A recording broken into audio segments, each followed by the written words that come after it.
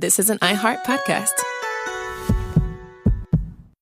Hey sis, it's Mandy Money from the Brown Ambition podcast. Are you wondering, how am I going to break free from this paycheck to paycheck life? How do I get into the stock market? Is that my 401k? Is it my HSA? What even are these things? We have y'all covered at Brown Ambition. I'm your host, Mandy Money. I'm a career and money expert. I help women start building generational wealth to get the dose of empowerment, strategy, and community that only Brown Ambition can offer. Listen to Brown Ambition on the iHeartRadio app, Apple Podcasts, or wherever you get your podcasts.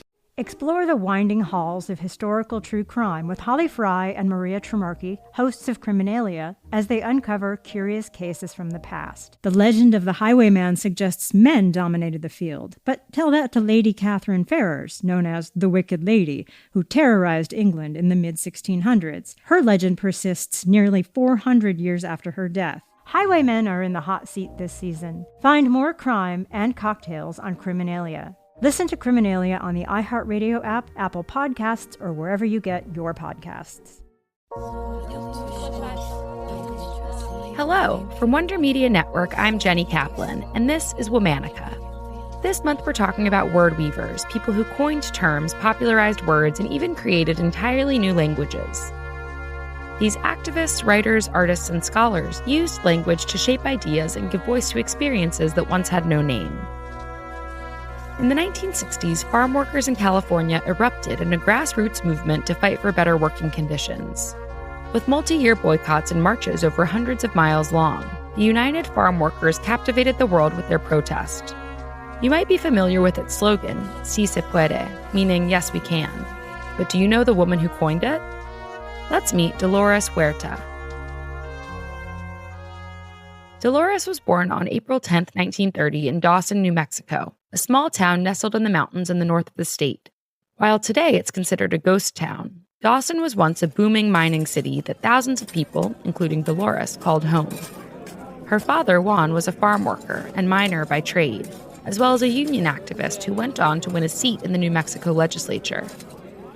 But it's her mother, Alicia, who Dolores cites as a primary source of inspiration. When Dolores was 3 years old, her parents divorced. She moved with her mother and two brothers to Stockton, California, where she'd spend the bulk of her childhood and early adult life. In Stockton, Alicia was known as a compassionate businesswoman, active in community affairs and civic organizations. She owned a restaurant and hotel, welcoming in farm workers and lower-wage workers to offer them affordable lodging and meals. Dolores' community in Stockton was brimming with working-class families of Mexican, Filipino, African-American, Japanese, and Chinese descent. Growing up, she watched as her peers and neighbors faced consistent racial profiling, police brutality, labor exploitation, and discrimination. Dolores faced that bias firsthand. One time, a school teacher accused her of cheating because her essays were too well written. But Dolores never let society's perceptions dim her potential. After graduating high school, she attended college and earned a provisional teaching credential. She put it to use and gave back to the communities she came up in. Dolores taught the children of farm workers, but day in and day out, she couldn't shake the feeling that her students deserved more. Her students came to school hungry, sometimes without shoes on their feet. The school principal referred to farm worker families as degenerates. Dolores knew farm workers. She knew that they were incredibly hardworking, and yet did not receive the compensation or respect they deserved. Catalyzed by her anger, Dolores left teaching to work for the Stockton Community Service Organization, which was dedicated to improving economic conditions for the Latino community. Dolores' time at the CSO marked the start of her activist career and introduced her to an important partner in her fight for farm workers' rights, activist Cesar Chavez. Cesar was the CSO's executive director. He and Dolores quickly realized that they shared a common vision. They wanted to build a farm labor justice movement, but the CSO was not aligned with their mission. So they left the organization and launched the National Farm Workers Association in the spring of 1962. Under this new organization, Dolores and Cesar hit the ground running, conducting outreach with local farm workers and educating them on the ins and outs of civil rights, striking, and unionization. Some of these farm workers toiled for wages as low as 70 cents an hour, working all day through brutal heat without rest or access to toilets or cold drinking water. In 1965, Filipino-American grape workers in Delano, California, decided to strike for higher wages. They asked the National Farm Workers to join their strike. The strength of the strike grew in numbers, and with 1,200 member families on board, the 5-year Delano grape strike began.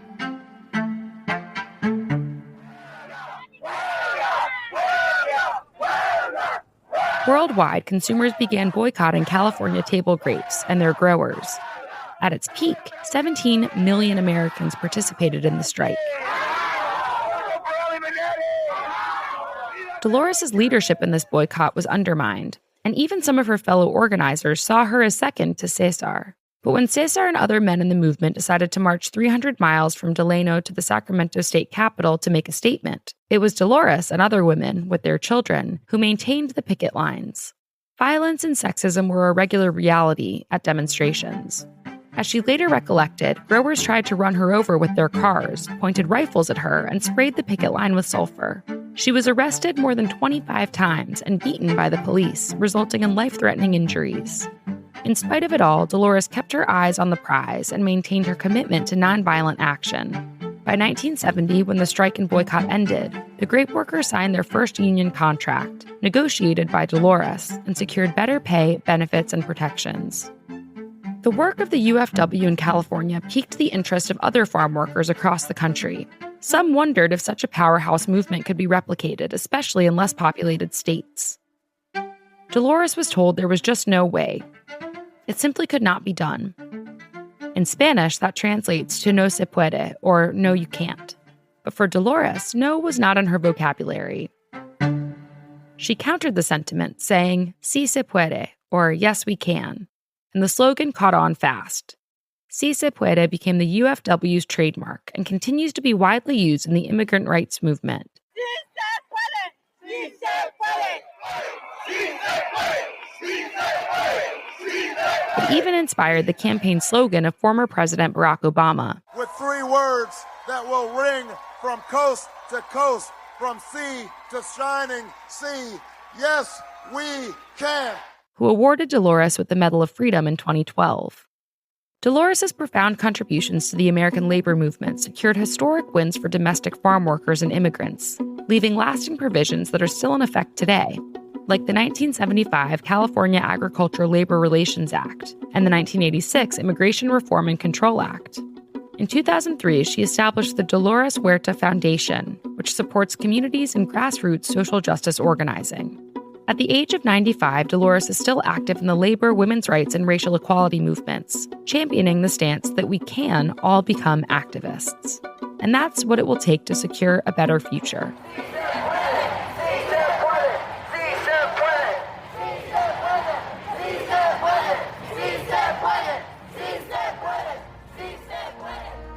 All month, we're talking about word weavers. For more information, find us on Facebook and Instagram at Womanica Podcast. Special thanks to Liz Kaplan, my favorite sister and co-creator. As always, we're taking a break for the weekend. Talk to you on Monday with a brand new theme. Explore the winding halls of historical true crime with Holly Fry and Maria Tremarchi, hosts of Criminalia, as they uncover curious cases from the past. The legend of the highwayman suggests men dominated the field, but tell that to Lady Catherine Ferrers, known as the Wicked Lady, who terrorized England in the mid-1600s. Her legend persists nearly 400 years after her death. Highwaymen are in the hot seat this season. Find more crime and cocktails on Criminalia. Listen to Criminalia on the iHeartRadio app, Apple Podcasts, or wherever you get your podcasts. A crime makes headlines. People talk about it for a few days, then it disappears. But for the people left behind, their story is just beginning. But at night, we hear the garage opening, and my son hears it. We freak out. Honestly, I didn't tell my son this, but I thought that was it. From the Exactly Right Network, this is The Knife. Real stories of crime's ripple effects, told by those who lived them. New episodes every Thursday. Listen to The Knife on the iHeartRadio app, Apple Podcasts, or wherever you get your podcasts. This is an iHeart podcast.